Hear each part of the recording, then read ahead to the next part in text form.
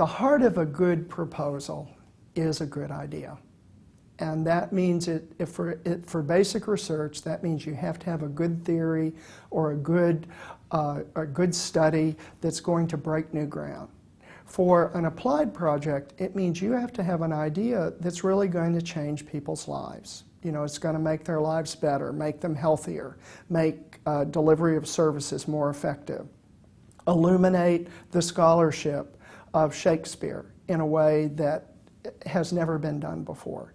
For a community project, it means that you have to come through with a plan that's going to really deliver on what the community wants. You know, if it wants a great theater program, you've got to come up with a great plan that just clearly shows that you can have a good program. Major components of a proposal where I would dedicate my time is to trying to develop a scope of work, that is what we can do, how we can do it, explain those methods and what we could produce, a budget to help the funding agency understand what funds are needed, how they'll be spent, and then a justification of that budget, where we go into excruciating detail as to why we need the money and why we couldn't do what we're planning to do without external funding. What makes them fundable is what makes most projects at NSF fundable, which is that they're theoretically driven. There's a good, solid conceptual framework that justifies the science. It has hypotheses that are clearly derived from that model. The research design clearly tests those hypotheses. Typically the PI then explains what the predicted results are, and if they turn out differently, what the explanations might be and how that feeds back into the model. But it means that you really think things through and you talk about it with a lot of people and you think about the weaknesses and you think about how you can protect for those weaknesses. Irrespective of whether this proposal will ever get funded, the exercise of being able to think through carefully what your research is going to look like and what are the different steps that you follow is itself a valuable outcome of writing a research proposal. And I think it's important to keep that in mind as you start on this proposal. The value of applying is not only with an eye towards receiving the funding. I think in general, going through the process of having to think about your project in such structural terms helps you with advancing the project in and of itself. Writing a good proposal takes time. You can't start writing one 2 weeks before it's due and have much hope of getting it funded. In fact, my opinion is you're wasting your time. Writing always takes longer than you may expect. And so many of these funding agencies have very, very hard deadlines. They typically give you a time, 12 p.m. Eastern on such and such a day. And I have seen too many people who have been trying to get their proposals in at 11:59. And so you want to make sure that you give yourself enough time, because not only do you have to work on getting the proposal done, but in most institutions, the university then needs a certain amount of time to be able to review what you've done, often point out things that you were not aware of, and that takes a certain amount of time, and so make sure you give yourself enough lead time when you're submitting proposals. These are not things that you pull together in a couple of days. Oftentimes we would start working on it in probably June, and it was not due until October. Many people do not give themselves enough time to have a draft circulated, get feedback on from colleagues within the department, but perhaps also on smart readers who know nothing about the topic, and take that input and then revise the proposal accordingly. So a good starting point is either to look at the policy guidelines that are provided by the funding agencies, or I should say, go to individuals who have been funded and who are willing to give you a copy of their successful proposal. Most agencies will have a written list of criteria if they're a government agency, because they have to. The law requires them to be fair.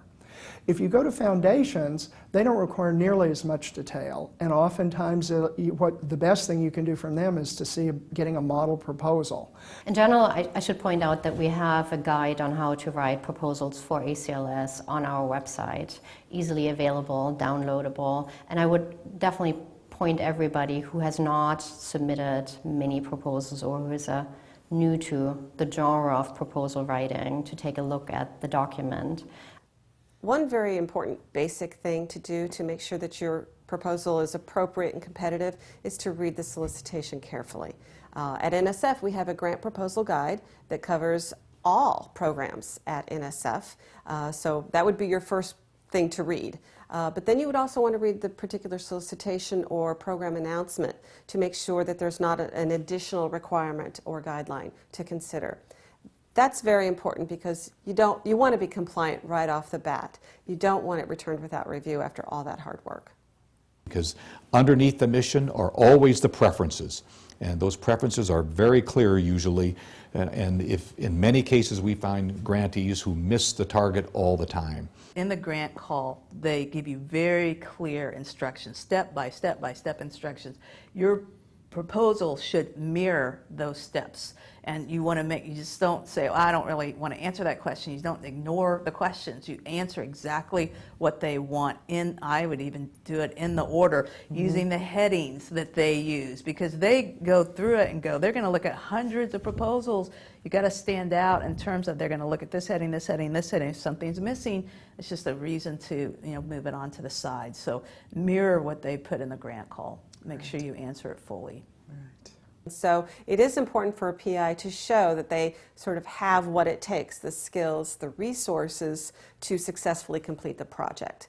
One way of doing that is a publication record, which would show that you have the scientific expertise, that you can see projects through to completion. More often than not, I think it is advisable to have a timeline within the proposal that has certain guideposts by which time you want to have accomplished which part of your project. And it should be commensurate with the time of the fellowship. So if the fellowship supports a research time of 9 or 12 months, then it should probably match that time so that the selection committee has a good sense that this project can be accomplished within the fellowship period. Another way is to show that you have the skills and experience needed to do a particular project, and if you don't, that you have a collaborator who does. You need to talk about the people who are going to be involved in it. So you have to allow space for talking about their credentials and why they're credible to be in the best people on this grant. One of them is demonstrating that that you have the bona fides, the credentials, the ability, the talent, the skill to really do the project. The other one is can you manage the project through? There are a lot of really smart people that can't manage the project. On the other hand, there's a lot of managers that pitch kind of boring ideas, and you really have to have the two together. You have to have a really smart, accomplished set of people that can manage themselves properly to pull the project through. The successful proposal for us is the correct collaborative team to begin with. Okay, who are you already partnering with before you walk in the door and call me up? And I think every foundation wants to know that the right team is put together. There are sections in your grant application that require you to make personal statements, you and your more senior investigators on the team. That's where you sell yourself and explain why you are the best person to do this job, and the other people are your perfect colleagues to pull all of this off. And when I got the reviews back, it was, these people have been working together. They have a working team. They can pull this off. The import of a research question is not obvious. So it's upon the applicant to make the import obvious to the reviewers and to the selection committee. You also show at the level of that you can make a scientific contribution or an applied science contribution by how you write the proposal. If you can converse or write in the lingua franca of the agency, you're, in a sense, making a case that you're competent. What communication researchers have to do, again, is get data on their audience, analyze those data, and write up their communication research project in a way that a group of interdisciplinary people understand. The essentials are, you need a one-page summary that grabs the attention and is just killer. It's got to nail the project. and show them, here's the project, here's what it's worth doing, here's what it'll deliver. Think of it like this. The person that's evaluating your proposal is probably going to be reading 15, 20, 30 at least. Why should they read your proposal carefully? You've got to give them a reason in that first page. Explain technical language, but keep your audience in mind. Don't assume that they use the same vocabulary that you are using.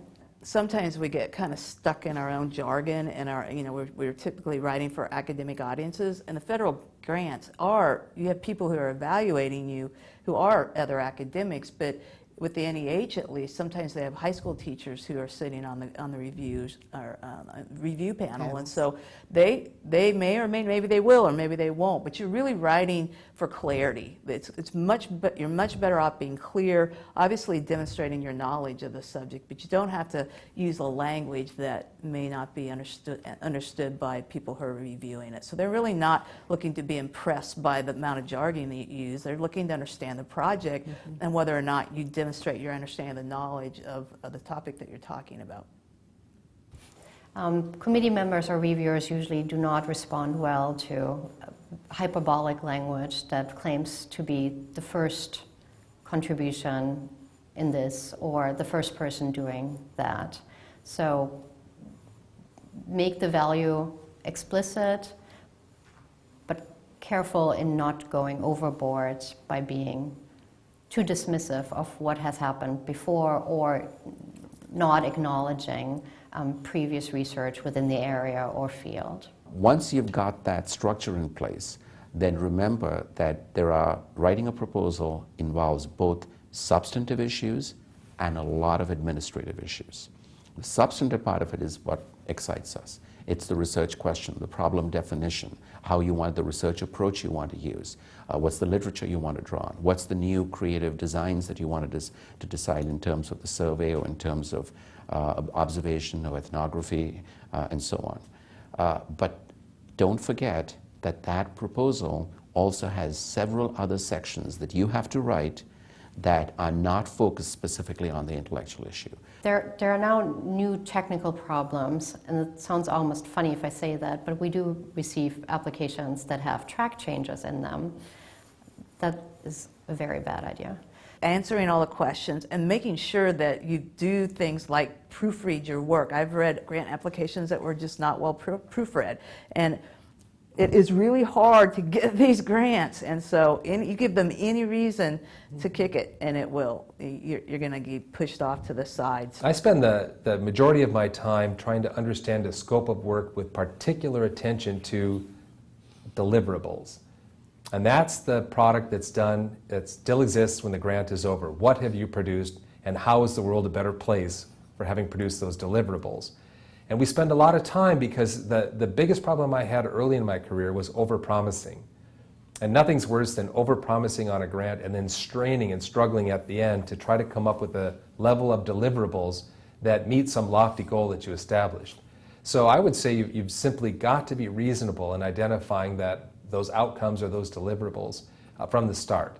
The funding agency can always work with you to change them, increase them, or decrease them, but overpromising is a big problem. And foundations are always interested in leveraging their funds. And so if we're going to give a certain amount of money, or any foundation is, we'd want to know that there is not only assistance from other aspects of the university system or a university unit that could be applied to that, then we know potentially that we're going to be able to, I think, expand the impact of that grant beyond what our normal dollar amount would be.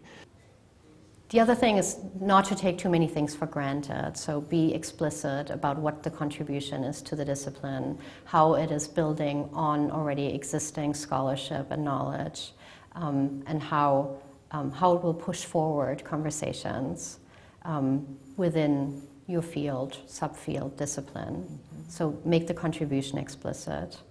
Are we able to say that society or the system is somehow impacted in ways that it wasn't before? And that you've got a deliverable that you can see that by the end of that project and maybe within a couple of years that it's measurable, it's performance-based, and that we can say, yep, we were part of that, we're proud of it, and we've got partners that we were proud to partner with. All the reviews are, they involve the 2 merit review criteria, which are intellectual merit and broader impacts. All NSF proposals are judged by those 2 criteria. And intellectual merit would refer to, how is this going to advance the theoretical understanding in this field? Is it a creative project? Is it really original? Is it well conceived and organized? And how are the PI's qualification? Is this PI actually qualified to do that? That comes into play with intellectual merit. Broader impacts include educational impacts. Is this going to enhance training and mentorship? Is this going to enhance diversity and broaden participation for groups who are underrepresented in the sciences?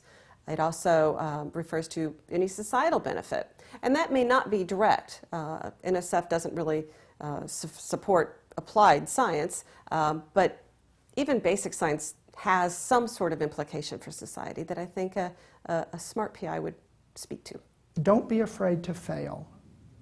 You will submit a project, and very likely you're not going to get funded the first time. What I would advise everybody to do is to write as many proposals as possible, because it is a very specific genre and you only learn from experience. I once worked for about 3 months on a proposal for the NIH that got sent back to me because I left one small part out.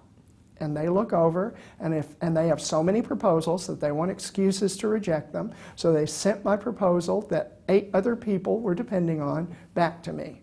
How embarrassing. One of the dirty little secrets of getting your research funded is how often you have to apply and how often are you successful. Sometimes you could think of this as the hit rate. It took me 4 tries to get funded the first time. And what I did was I submitted the proposal, and it was pretty good, but not quite ready for prime time. And they gave me some responses, and I couldn't go back to the same agency because I had done a bad job. But then I went and I honed it and with my colleague, and we went to a different agency, and we got really good comments, but they'd run out of money, so they wouldn't fund us. And they probably didn't really want to fund us anyway. They were just being nice. But then we backed up and we submitted it a 3rd time, and we didn't get funded, but it was so positively received that they gave us advice on revising. And the 4th time we got funded. The people who receive the most research grants are often the people who submit the most research grants. And their hit rate is not much lower or higher than many of us. In most cases, it is quite low. But the ones who have received the most grants have also received the most rejections. And we receive about 1,100 applications for 57 fellowships that we're offering this year. So it's about a 7% success rate in this specific program, which is roughly commensurate to all the other programs.